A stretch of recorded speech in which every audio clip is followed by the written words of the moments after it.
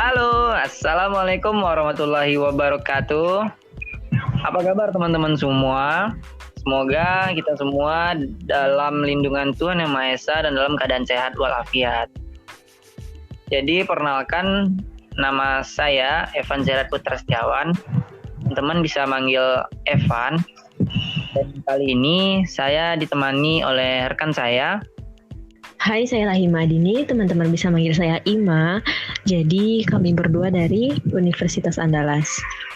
Ya, pada kesempatan kali ini kita akan mengulas sedikit tentang apa, Ima? Sekolah. Yap, benar. Sekarang kita membahas tentang sekolah. Mungkin kita mulai aja ya. Pertama nih, menurut Ima sekolah itu apa sih? Sekolah itu adalah tempat belajar, tempat menimba ilmu, tempat untuk berinteraksi secara lebih luas. Selain itu, sekolah juga merupakan tempat yang bisa digunakan untuk menambah pengalaman kita, baik itu melalui organisasi atau kegiatan ekstrakurikuler. Oke, jadi Evan dulu pernah nih ikut bimbel. Kegiatan bimbel ini sama nggak dengan kegiatan belajar di sekolahan kayak di SD, SMP, atau SMA? Gimana menurut Ima? Sebenarnya belajar itu kan pada umumnya belajar di sekolah. Tapi banyak orang yang belum tahu kalau sebenarnya sekolah itu banyak jenisnya. Ada sekolah formal, sekolah non-formal, dan sekolah informal. Sekolah formal itu sekolah yang berupa instansi baik swasta atau pemerintah, mulai dari SD, SMP, SMA, dan perguruan tinggi.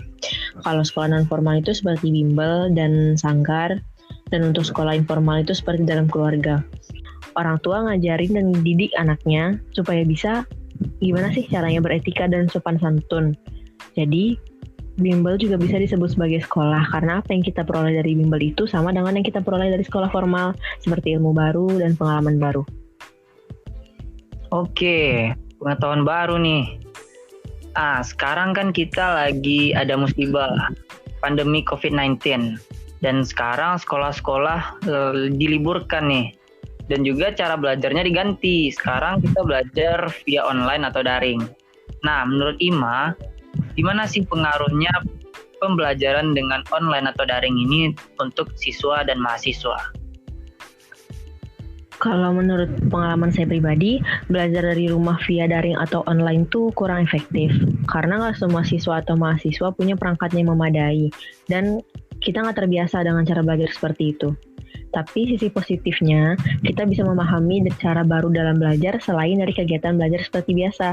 Kalau biasanya kan pelajar atau mahasiswa nerima ceramah dari guru atau dosen. Nah, dengan adanya kejadian ini secara tidak langsung, kita dituntut untuk lebih peka dan lebih aktif untuk menggali informasi. Oh, Evan pernah baca tuh di artikel yang berisi tentang pepatah Minang. Kalau nggak salah katanya alam tak kambang jadi guru. Apakah itu sama, Ima? Ya, sama. Pepatah Minang alam tak kambang jadi guru itu maksudnya seluas-luas alam terbentang tuh bisa kita jadiin tempat untuk belajar, ngambil ilmu yang ada di dalamnya, dan menerapkannya dalam kehidupan sehari-hari. Contohnya nih, kayak semut yang selalu berjalan teratur dengan kawanannya. Nah, menurut Evan gimana dengan contoh yang Ima sebutin barusan? Kalau contoh semut yang berjalan teratur, itu menurut Evan bisa kita ambil pelajaran mengenai tertib, teratur, antri, disiplin, sama sabar. Bener nggak, Ima? Nah, benar banget tuh. Jika pola belajar ini bisa kita terapin, kita bisa belajar kapanpun dan dimanapun.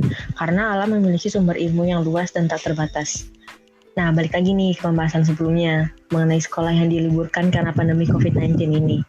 Jadi dengan konsep yang tadi dijelaskan, pelajar atau mahasiswa harusnya bisa beradaptasi dengan perubahan pola belajar tadi. Dan pelajar atau mahasiswa bisa mendapat informasi yang dibutuhkan kapanpun dan dimanapun.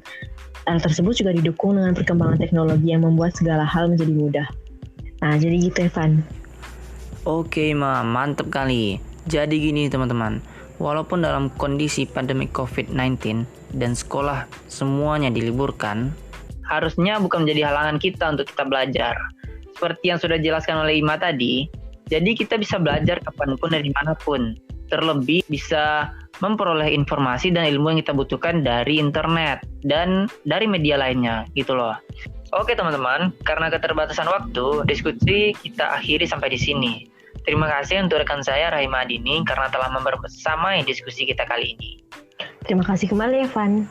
Harapannya kita semua dapat mengambil pelajaran dari diskusi ini. Dan mohon maaf jika ada kesalahan dan kekurangan. Sampai jumpa lagi di diskusi selanjutnya. Ki Hajar Dewantara pernah berkata, jadikanlah setiap tempat sebagai sekolah dan jadikan setiap orang sebagai guru.